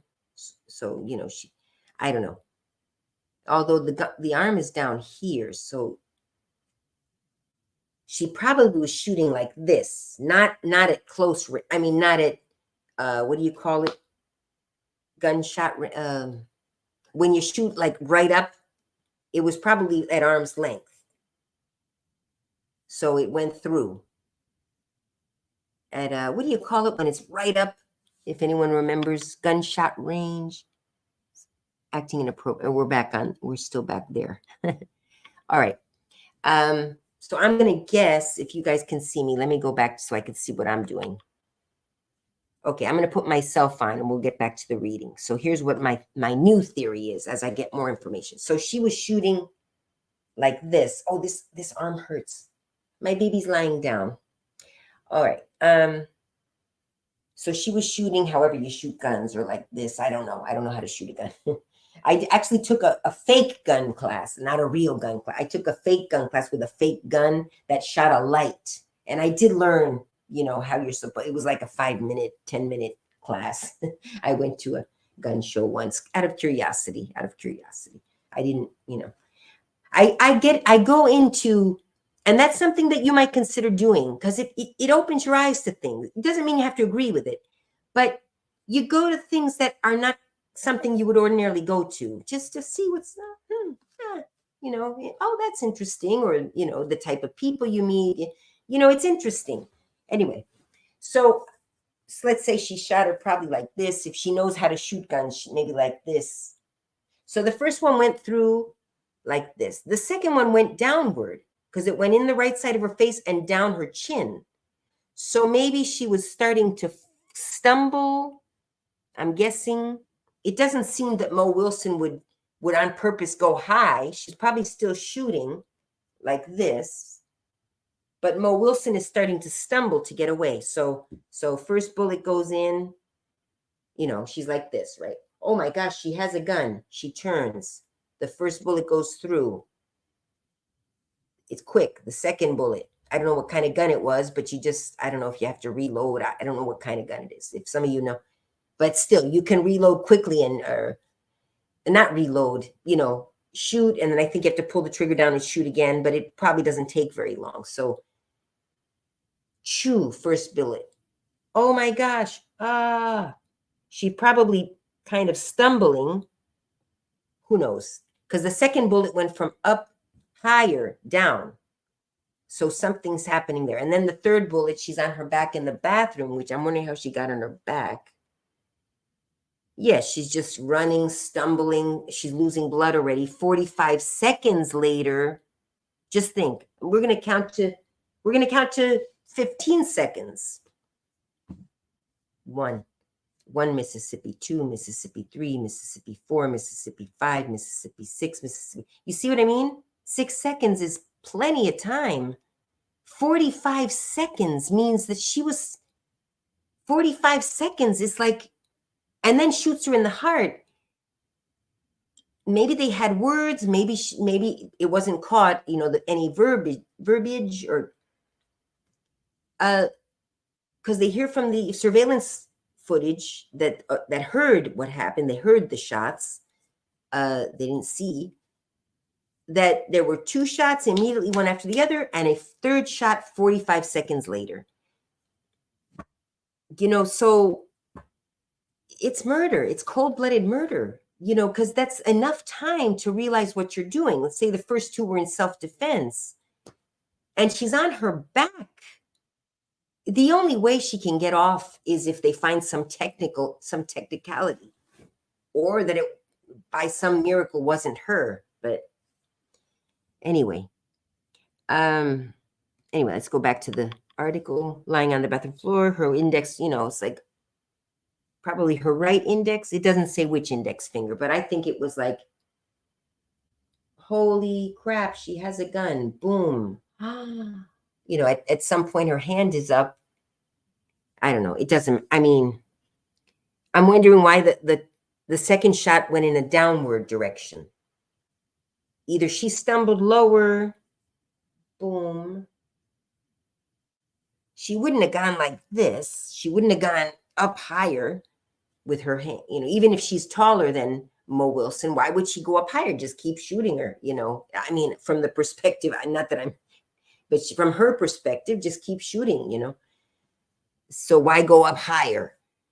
You know, just to be cool, go up, boom, or just maybe with one hand, just to be cool, you know. Just like more. I'm feeling her anger in the moment because we've all been jealous of something in our past. You know, the anger you feel in the moment. So maybe that anger just like made her want to do it more, you know, so she went up higher, like to, you know, I don't know. Let's go to the next. Sheriff's officer recounts Kaitlin Armstrong's failed escape. We knew that. She feigned needing to go to the doctor, and at the doctor's visit, she found the opportunity to run away. But she was still handcuffed. Her legs were free, but she was handcuffed. I think in the front, but they caught her. So that's going to add 20 more years onto her sentence if she's guilty of that, which who cares? I mean, it's 99 years sentence. So that's why I think even that escape, she figures, well, I got nothing to lose. Knowing she knows she's guilty. So she figured, well, I may as well try to escape, you know. So, you know, she doesn't care if they add another 20 years. Forensic scientist Alejandra Gill told the court she collected DNA samples from, okay, this part we read. We had been reading it before. The people asked to provide DNA were chosen by a ADP. I don't know what that is. Austin defense prosecutor Samantha Perkins took the stand after Ms. Gill was dismissed. Ms. Perkins was tasked with interpreting the data from the DNA analysis. Ms. Perkins says DNA profiles are never a complete match, but the results can have strong support. Okay, we read this part. Okay, and this is the part we read before. Okay, so we're kind of caught up.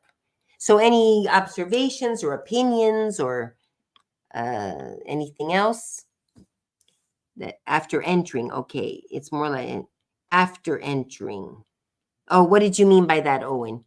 Or you're welcome to come on. Anyone who wants to come on screen, feel free, you know, if you want to actually say what you meant by that, because I don't know at what part you said after entering. Oh, and before I leave, I bought a Fast Bucks scratch off. So let's see if I won anything.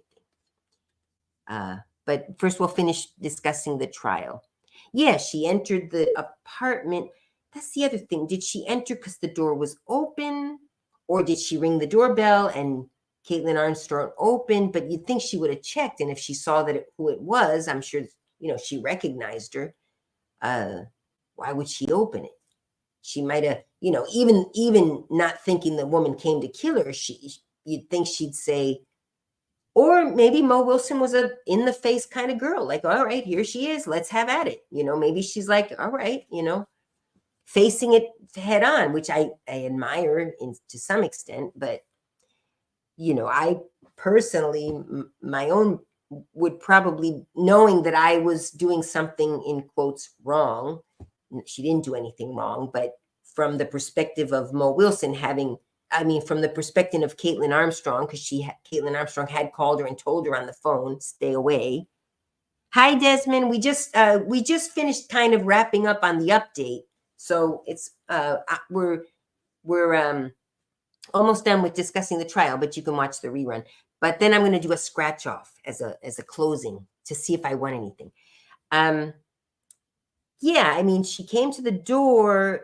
It depends on your personality. Like if I knew I was wrong because that woman who's at my door had told me stay away from my boyfriend and, oh, she's here, she must have found out something, I would be more likely to kind of, well, yeah, there must have been a peephole. You know, it was an apartment complex. So maybe there was a peephole and you can't really talk through it. So she, you know, maybe she opened the door, but I would have probably opened the door kind of by a crack or something.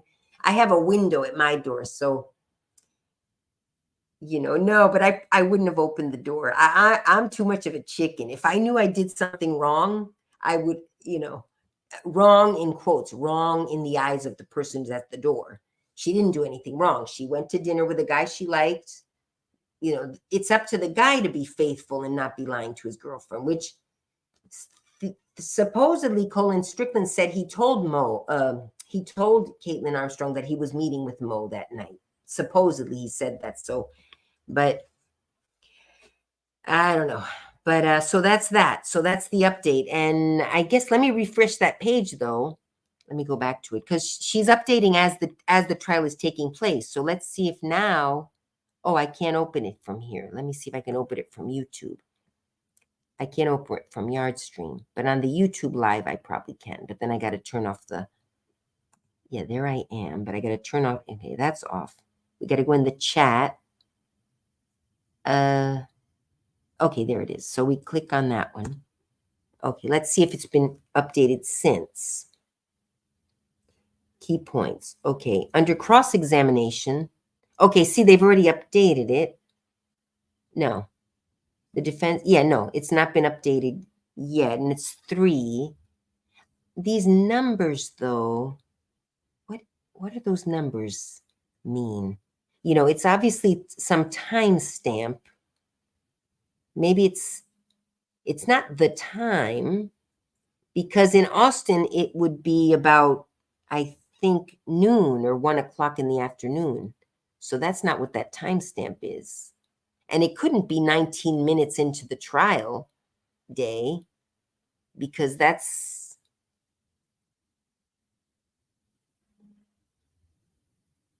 I don't know what it is.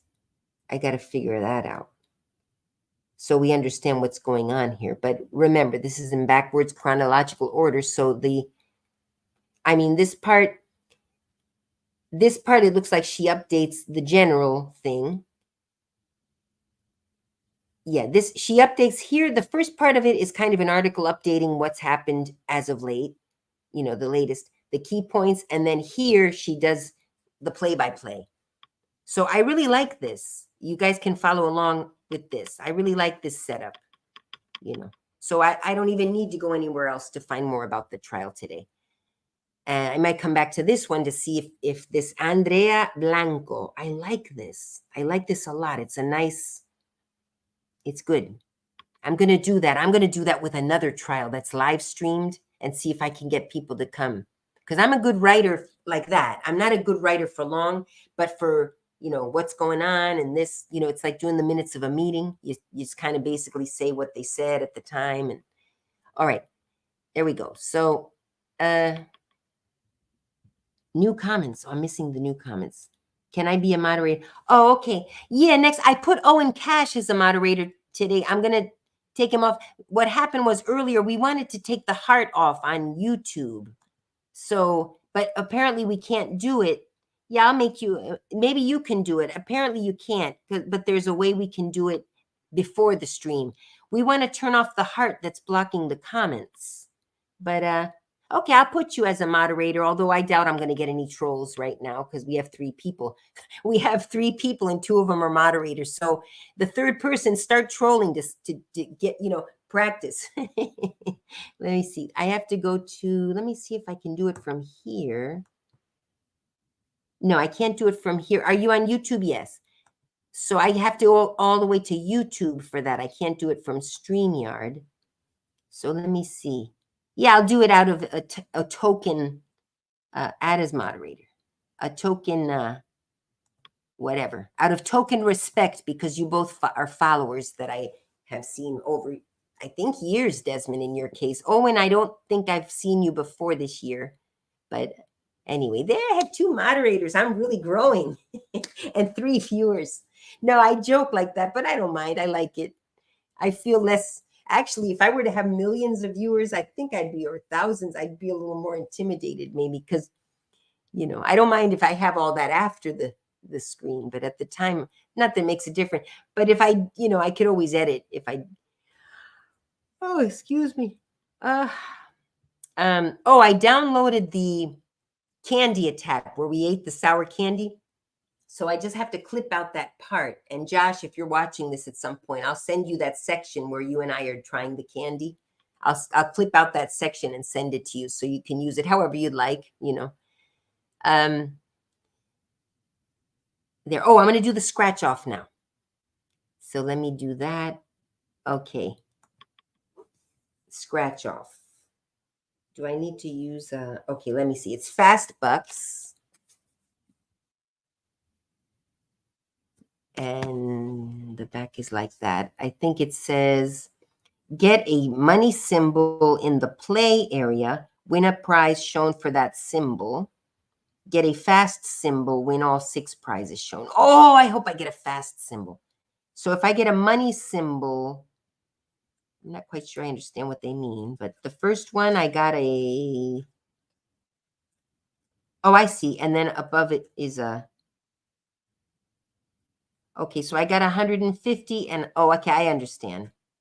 So here, for example, I got 150 and there's a banana symbol above it. Wait, is that being clear? Wait a minute. I see people do this. I don't know why, but I don't know how clear that is to you guys. But see, I got $150, but I don't win that because it's a banana symbol on top. If I get a money stack symbol, then I win it. So I didn't win that. Oh, it's always exciting until you lose. All right. What's going on underneath it, though? Oh, the whole thing is a scratch off. What's that? What's that? And there's numbers underneath. I don't know what those are. Oh, that, I guess if I win, I get the, okay.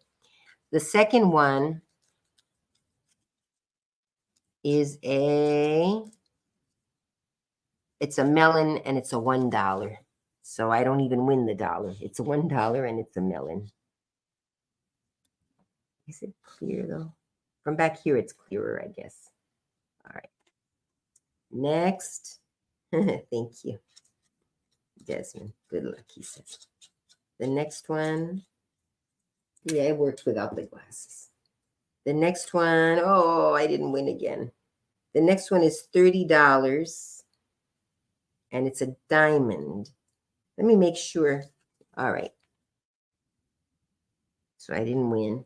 I hope I'm going to read it again, make sure. I got 3 more chances. Let's see. Get a money symbol in the play area, win prize shown for that symbol. Get a fast symbol, win all 6 prizes. Yeah. So I either have to get a fast symbol or a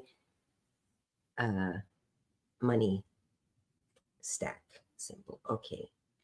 The next one is, let's see, $2, and I got not a money stack. I don't know what that is. Can't see. That is a 7. So again, I did not win. Next, it was a $1 scratch off. I don't do this stuff often. Sometimes I'll buy the lotto.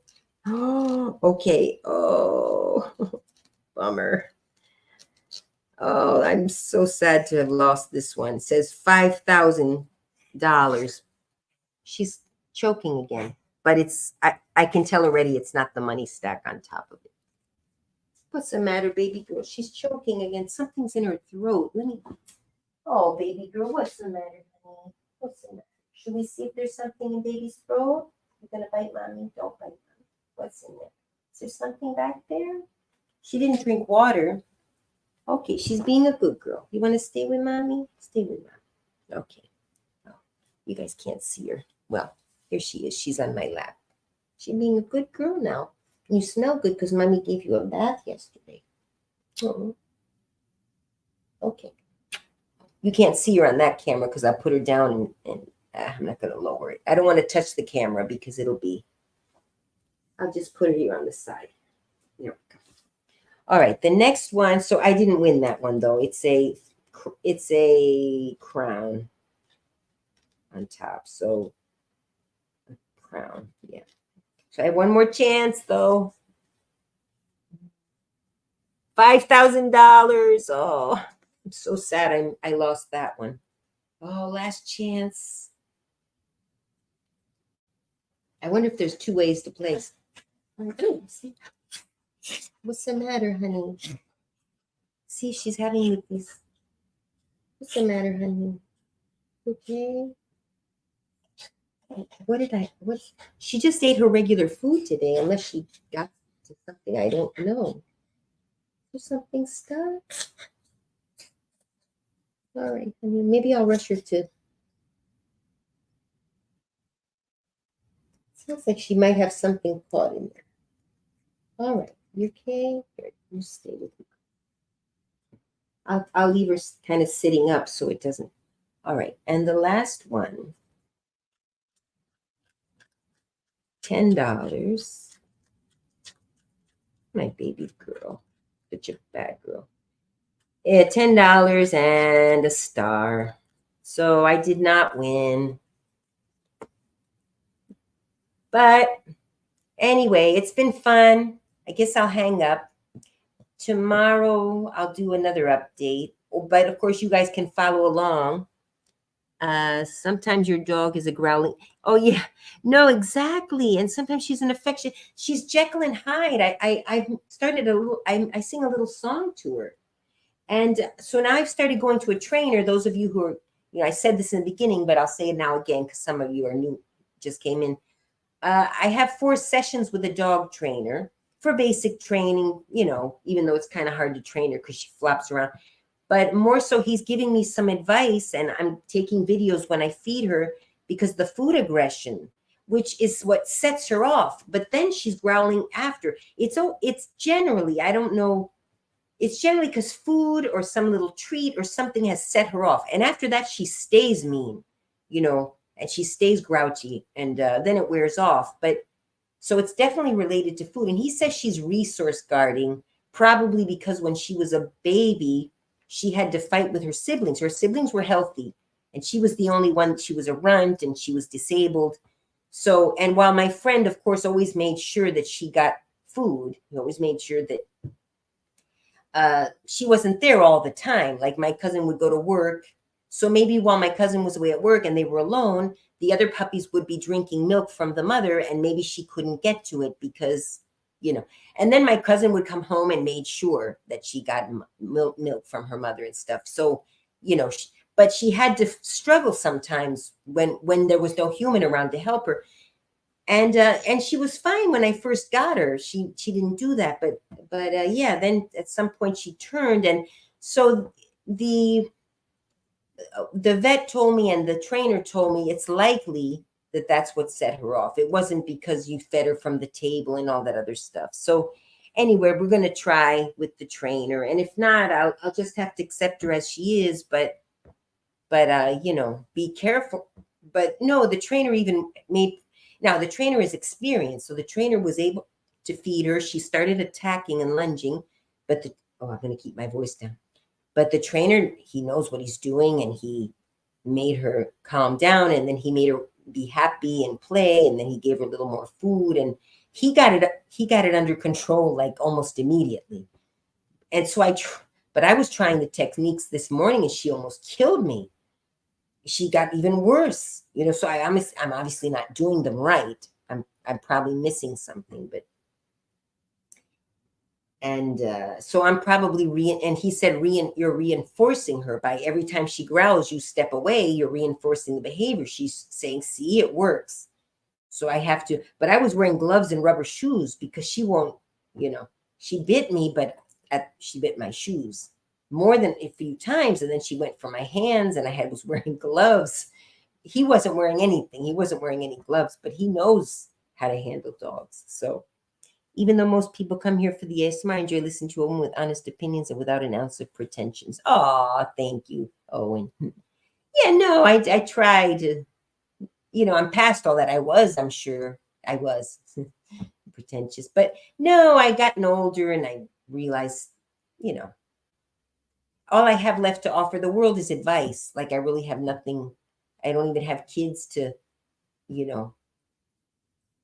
advice to the youth. I see the youth so confused right now and following what's cool. It's cool to protest this. Oh, now it's cool to protest that. And they only have the very surface of the story, of every story, whether it be Black Lives Matter, whether it be what's going on in the Middle East. It's not so black and white, Yeah, the Jews have, let's say, I don't think they can commit genocide. There are enough Arabs and enough Muslim Arabs in the world, and it's the race of Palestine and many of the Arabs in the Arab world. So genocide against a race is not going to happen to the Arabs. If anything, it could happen very easily to the Jews because there are hardly any of them on the earth, including the Ethiopian Jews, and the Sephardic Jews. Lumping all the Jews of the world together, there's still very few of them. So genocide is not the thing. you might argue, and they do argue, that, oh, well, they took their land, and there are different points of view on that too. But anyway, they both have rights to be on the land. It's just like America. We can argue that the first Americans, the American Indians, were the first ones here. That doesn't mean they have more rights than we do. They have rights to not be, done what was done to them. But, in wars that happens, and then it could very well happen that the Palestinians get support from the entire Arab world. If the entire Arab world wanted to liquidate Israel, they could. They're even stronger than the United States. Saudi Arabia, with the help of all the Arabs and with their belief that they're, if they wanted to become that radical, I think the majority of Muslims are living in the 21st century like the rest of us. But let's assume they all decided to become radical, and enough of this. Let's just get rid of all the others and let's take over the world. They could. Their numbers alone could make it happen. And it would end up being the Christians fighting the Arab Muslims, or the Muslims. They don't have to be Arab. There are white Muslims too. But if we're going to have a religious war, a holy war, it will be Arab. It will be Arabs. It will be Muslims. I say Arabs because the stereotypical Muslim is Arab. But no, you have African Arabs, Black Arabs. You have white Muslims, which are from is it Syria? Syria. Iran. There's whites in Iran, white people and Arabs. But Turkey has a lot of white Muslims. So if it's going to be religious war, Muslims against Christians, Muslims would likely win because they have more fanatics that are willing to kill themselves than Christians do. We have fanatic Christians, but generally kill themselves for Allah, put on a suicide bomb and throw themselves into a crowd, which is what the Japanese would do as well. They would kamikaze. When you've got soldiers that are willing to die for you, for your country, or for whatever, for Allah. Now, when you think you're doing it for Allah and that you're going to, on top of that, be exalted for it, in heaven or wherever, why not kill yourself for the holy war, for jihad? You know what I mean? So my point is, what is my point? I don't know. Oh, that things are not so black and white. It's not people committing genocide. You could say it's a genocide of the Palestinians, maybe, but it's not racial. You have many Arab Jews that are the same race as the Palestinians living in Israel. And you have white people too that came after World War II. There's different opinions of what history is, but it is proven that Jews were in the land of Israel, Canaan. I don't want to get into politics. Let's go. Holy war is the ultimate oxymoron. Yeah, that's when you've gotten to a point where you're willing to kill or die for your religion. You've gone too far. You're a fanatic. Get over it. Tone it down. Find another religion. I was thinking the Baha'i, which I did a video of the Baha'i religion, which I had not told you all it was at the time, where I said I went to a religious cult meeting, which at the time I thought it was a religious cult. But I didn't badmouth that religious cult that I went to. I went to the meeting. It's a kind of a funny video about where I fell asleep because I was so tired after work. And that was the point of the video. The point wasn't what religious cult or whatever it was. It's not a religious cult, as it turns out. It wasn't. But at the time, I didn't know it. It's called Baha'i, which I don't feel myself ever following. But I think for some of these fanatical Muslims, it might be a segue into reality, because it is based on actually Christianity, Judaism, and Muslim, if any of you know about it. Karma is my religion. Yeah, everyone has something that they believe, but I don't think Baha'i follows Jesus or anything like that. I think it's a good religion for any fanatic, but particularly a Muslim, or, something. There's probably other religions too, but people who maybe are looking, like maybe there's a Muslim that has recognized, oh my gosh, people are My brothers have started killing people for, what happened in Israel. Some of them went in there, slaughtered the Israelis with glee. But I'm saying they're brainwashed. I'm not forgiving them, but I'm even understanding how you can be brainwashed and think that you're doing a good thing because you've been brainwashed to believe that the Jews are the devil and that we have to kill them for Allah who wants this, But I'm sure some of the friends of some of those who went into Israel and did that are starting to think, holy crap, what the heck?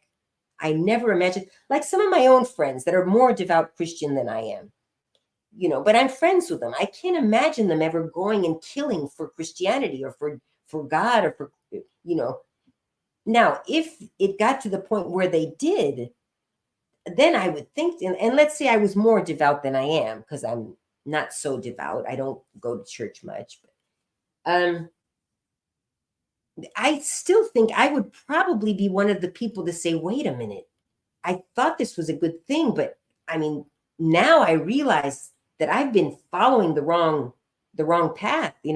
I'm imagining there are some Muslims that are friends with some of those who went and committed the atrocities that are trying to find a way out.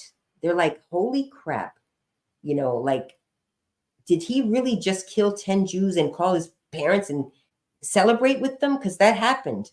That happened when they attacked Israel.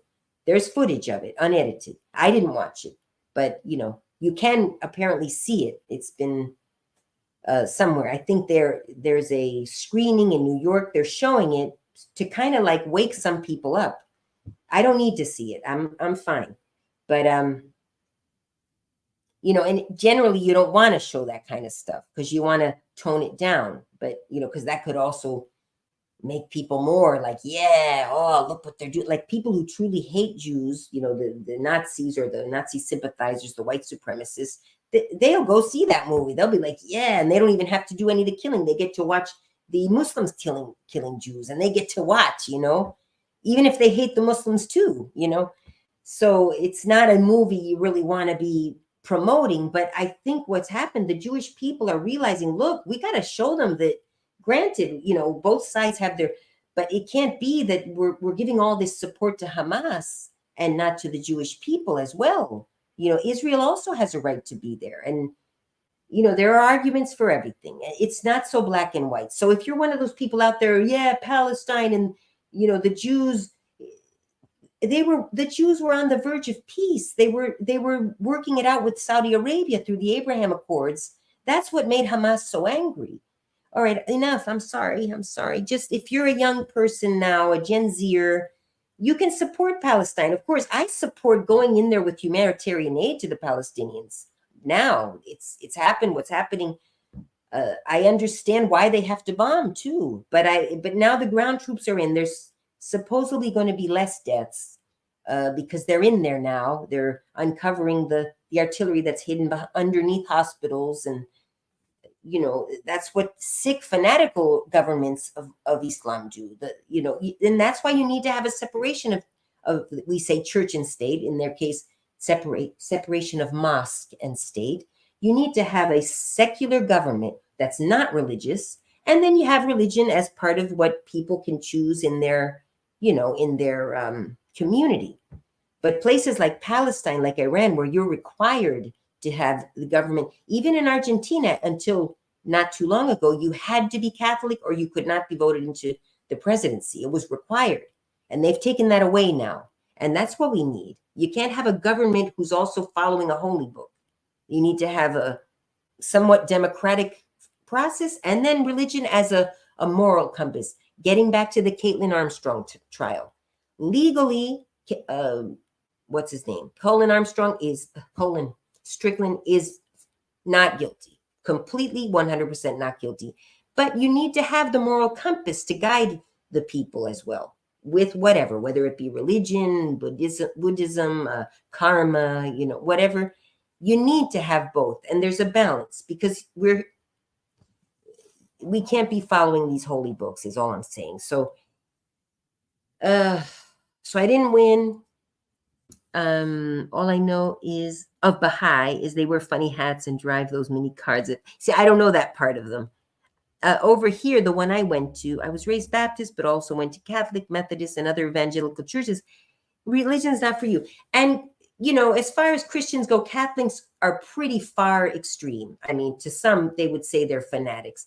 But even, let's say, the far, far extreme Christians don't bomb people, don't behead people for not being part of their group. There is one Christianity that uses venomous snakes in the mass, and it's kind of to prove that they're protected by God. So they have these venomous snakes but the snakes don't bite them. But it turns out one of the preachers got bitten and died. So I don't know what that would be. An extreme form of Christianity. They're crazy, but they're not killing people. The extreme forms of Islam kill people, behead them, hang homosexuals. I've been through this. I'm not going to do it again. Let's look up that just for fun. Let's look up the Christians that use the venomous snakes. Am I on? I got to put this back on. Add to stage. There we go. Christianity uses venomous. Who are the Christians who use venomous snakes? So find find it if you guys know of one. Any form of extreme Christianity today. Yes, back in the day, Christians did with the, invasions. She smells like she let one loose. At one time, Christians did kill people. Yes, but all religions did back in the day. With the missions, what you call them, the Christian invasions. Oh, I forgot what they were called. Anyway, these mass of Christians troops would go in and impose Christianity on people. And yes, that did happen, but that's not now. That was like what century? Like just after Christ. All right. So Christian, but tell me one extreme Christian today that kills people in the name of Christianity. There's even the Westboro Baptist Church who hates. That might be one that, but see, does the government support it? With the Islamic ones, the government supports it. At least the Westboro Baptist Church, even, who apparently are the most Nazi, the most all white, and the most who hate other races. If they kill someone, they'll go to jail. You have a balance. You have someone to put them in check. Whereas in Islam, they're killing, and the government is all for it. It's Hamas. They killed. That's right. The law of the holy book is. And you argue with some of those people, because I've been doing that on Instagram to see what the heck is going on. And they tell you, their response is, yeah, but because I tell them, well, what about this? And he puts it underneath the hospitals and this. He said, yeah, well, but the holy book says blah, blah, blah. I'm like, well, wait, but that's not an answer. You can't be arguing me with your holy Quran for something is illegal, But no, it's so anyway, their laws are based on the Quran. And twisted Quran, because even some Muslims that are more moderate say, oh, yeah, but no, Islam, I'm talking about Islam is, which I believe Islam is a religion of peace, because the moderate Muslims tell you that. So I'm sure somewhere in there is, but some governments in the Muslim world have interpreted it to mean that we can kill people. And I say, yeah, well, they did it first. But on October 6th, nobody was killing anybody. And Israel was on the verge of peace, signing this accord with Saudi Arabia, who is the biggest Muslim in the entire Middle East, who is the most powerful Muslim country in the entire Middle East. And they set the stage for the rest of them. And that's why Hamas got mad, because he said Saudi Arabia is making peace with Israel. And they're going to invade Israel so that they could throw a wrench into it. And now, of course, Saudi Arabia is sending, as they should, humanitarian aid. Hopefully, they're not going to be sending military aid. I'm hoping Saudi Arabia, even though they are still a non-secular country, and that Saudi prince is a piece of crap, but at least they're willing to entertain peace with Israel. So we got to pray for the Christians who use venomous snakes at mass. Yeah, and I think this preacher died not too long ago. Pentecostal. Here we go. Let's just read the top one. This is from 2013. I can't see a more recent one, but they still exist today. Snake handlers put their faith in God. Oh, here's another one. That's National Geographic.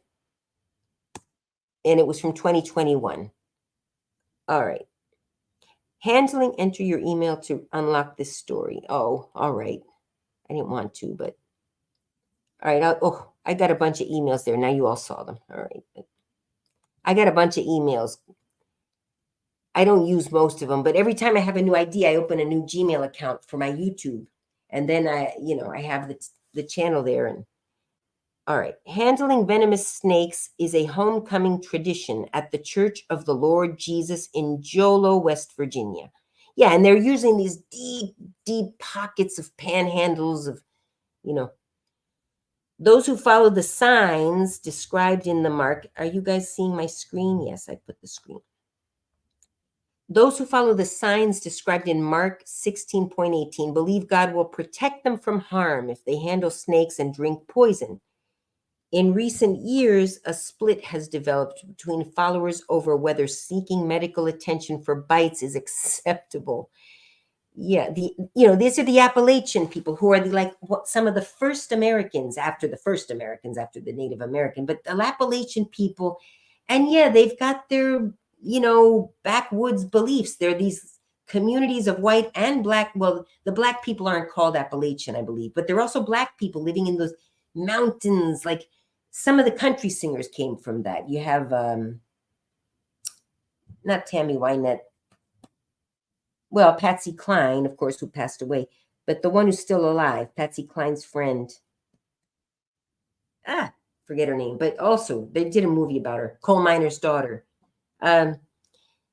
These are people that are born and raised in these teeny little towns. They even start inbreeding because, they're not enough, they're blocked off almost from the rest of the world. Some of them go out, become country singers, like I said, Patsy Cline, and not Tammy Wynette. I got to get her name because she's very famous, still alive. Who was Patsy Cline's best friend? Loretta Lynn. Okay. Loretta Lynn came from there too. Sing, beautiful music. Patsy Cline, guys, look her up. Amazing. Watch the movie. And they're the people that get made fun of, and sometimes some of them will escape. I went to college with a girl from West Virginia who's from there, from that, people just, white girl, people just were so mean to her. Some of the girls I'm friends with today that are these super liberal, she is, it's not an easy life. Some of them live worse than some of the people in the hood. And I'm not comparing, I'm not saying, oh, they got it worse. But, these are girls that if you escape from that, escape. I mean, if you have the wherewithal to somehow get out of Appalachian life, because, you're born into a community, you're not exposed to much else. It's most likely you're going to stay in that community and find a boyfriend from the community, and you have your, but you don't make fun of them. It's not, you would hope they would stop inbreeding. Some of them do inbreed, not all of them. They tried it, but also imagine maybe there's a little town over, and that your aunt moved to back in the day, and maybe you've married one of your third cousins at that point, but it's hard to meet people, maybe now if they get internet, it's just very, very remote. Anyway, they're getting with the 21st century too, but let's read. After a number of high-profile deaths, some Pentecostal Christian snake handlers are rethinking their approach to a risky practice. Again, if it's too long, I'm not going to read the whole thing, but here's the link. But these are our extreme Christians, basically. They're not going to go bomb someone for not being like them or throw a snake on them. They're going to be, oh, well, God will protect us from these snakes. You know what I mean? And maybe they've got some link to the Adam and Eve and how the snake, with his venom, his moral venom, who knows what I'd be interested, see what I mean? I'd be interested in going to one of those masses just to see, not because I believe, and you don't point fingers at me because I go to one. I'd be curious, just like National Geographic went and said, oh, well, let's go and do a report on them and, see what that's about. So, all right. Oh, here's the link. Loretta Lynn, thank you. You got it before I looked it up. But this, two people. People lose interest quickly. I think some stuff is fascinating and some people don't. Anyway, if it's a long article, I'm not going to read the whole thing. But look at that. He's burning some kind of bottle. I can't see what he's doing there. And they're white people, probably not very educated, may talk with a Southern accent. I don't know. West Virginia is, it's Virginia. I think they speak with a Southern accent there. Your stereotypical white, in quotes, trash. Worshippers at Rock House Holiness Church in section, and this is one's in Alabama. Yeah, they definitely speak with that accent. Lay hands on a fellow congregant as part of following the signs of Mark 16:18. In that verse, Jesus says, they shall lay hands on the sick and they shall recover. J.L. holds a soda bottle with a flaming wick at a Friday evening service at the Rock House Holiness Church. It sounds like a rock concert place. And fire handlers can hold the flame to their skin or clothing and suffer no pain or burns. Absolute faith in God, they believe, protects them from harm. See, now I would be thinking, I don't believe it. I think he knows how to trick people into thinking he's holding it to him and he's not really burning himself, and he's kind of a hocus pocus thing. But for Andrew Abrams, 18, the evening was an initiation. He'd been praying for a sign from God that when his father approached him with 2 copperheads, Lord, I can't do this, Abrams said, immediately thought. But he accepted the sinuous creatures. There's no feeling like that on earth, he said with a grin afterward, knowing you're holding death in your hands and it won't do anything to you, see, and then people die. So anyway, that's our fanatical Christians are not dangerous to anyone else but themselves and their own community, maybe. But the Tabernacle Church of God has since closed. But at the time, it was one of roughly 125. They're teeny little churches. Same as in the hood, you'll have zillion churches on every, sometimes you'll see a church on every block, and they're teeny little congregations, and they follow Christ, and they may each have their own, the one church I've seen, because I work with a pastor, but we don't have our church. But we use several churches to do, let me get a drink, to do our works of good, our outreach to the people. And she's a little bit, I wouldn't say fanatical, but she doesn't follow the same Christianity that I followed growing up, that I went to high school she's doing it again. What's the matter, baby girl? What's the matter, baby girl? You better sit upright in case you're choking. She might have some, oh my gosh, what's going on? Oh. All right, it'll be okay. It's like she has something in her throat, but I don't want to, I kind of put my finger in there to see if but I'm not going to put my finger down her throat, but she should just be upright, not on her back. She was just on her back. Okay. Oh, you guys can't see her. She's on my lap. Yeah, my Christianity was very, Catholic, high school mainly. And, we had our masses were very quiet, and the preacher would go up and he would say this, that, and the other. And it was usually very calm and, soft. And then the music, and we would sing softly. But all of the churches I've been to and I'm not saying one's right and one's wrong. It's however God reaches you, they're very loud, and and when they sing, the gospel music, and what was my point? Oh, very small churches, and each has their own little way of doing things. Like one has baptism where they dunk you all. They have a pool underneath where the preacher is. The preacher gets down. They open up a pool, and the new people that come to be baptized, they dunk them in that pool of water, and they're standing in there, 2 guys to help them in and out, one lady was wearing a wig. It's a video on YouTube. I think she took off her wig. I mean, just I'm not, it's neither here nor there, but to get a woman of any race to take off her wig in front of people is, a big deal, I think. So she was really feeling it. So my point is, if God is reaching her, he's reaching her. But so that's one. And then the other church doesn't have the pool, and I don't know how they do their baptisms because I've never been there for a mass. I wasn't even for a mass at that one church, but we did an outreach service at the church where they dunked them in the water.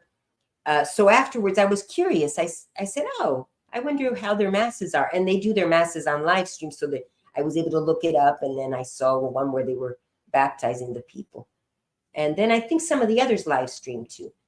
And I've been to my Pastor Pauline Sutton. I'm going to say her name. Why not? I've been to her masses, and hers are very loud. And she's the pastor, and she speaks in tongues. And I personally feel uncomfortable in her masses. The only part I like is when they're singing the gospel music. I love that. But I've been to like 3, out of courtesy, And she doesn't insist that I go, even though I'm working with her. Mainly with the outreach part, get people to, we do events and then offer drug, offer where they can go to get, we don't offer it, but where they can go to get drug assistance, help assistance with drug addiction or HIV testing. One of the events, there was an HIV truck there that was testing for HIV, which is a problem in the Black community again. It's a problem everywhere, but again, it's rising quickly in the Black community again, because I'm thinking maybe because it's treatable, people don't take it as seriously as they used to. So they're, not using the protection that they need to be using. And that, anyway, what else? Feeding the homeless. We're having a Thanksgiving event now where we feed the homeless. Anyway, the whole point of that was that the fanatics in so getting back to Baha'i, I was thinking after I remembered, that, and then I did some Googling about Baha'i, and I realized that it's not a cult. It's, again, not necessarily something I would feel comfortable with, but I could see maybe a Muslim person who's just realized that he's in the wrong group, the wrong sect of Islam. Maybe he's in one that's a little too extreme. He needs to find somewhere else, at least temporarily, till he finds the form of Islam that appeals to him, that's not so fanatical.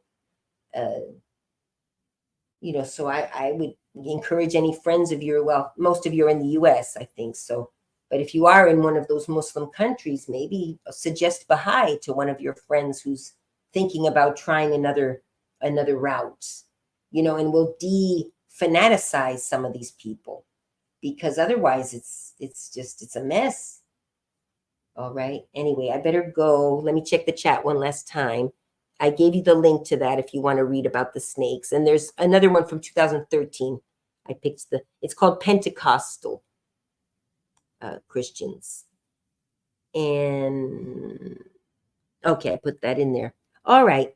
Okay, bye, 3 people. And I'll see you guys. Say goodbye, baby girl. You're feeling okay now? All right. And you're being nice to mommy. I like when she's sweet to me. Oh, I wish you would always be sweet to me. All right. See you. Thanks for coming. Bye.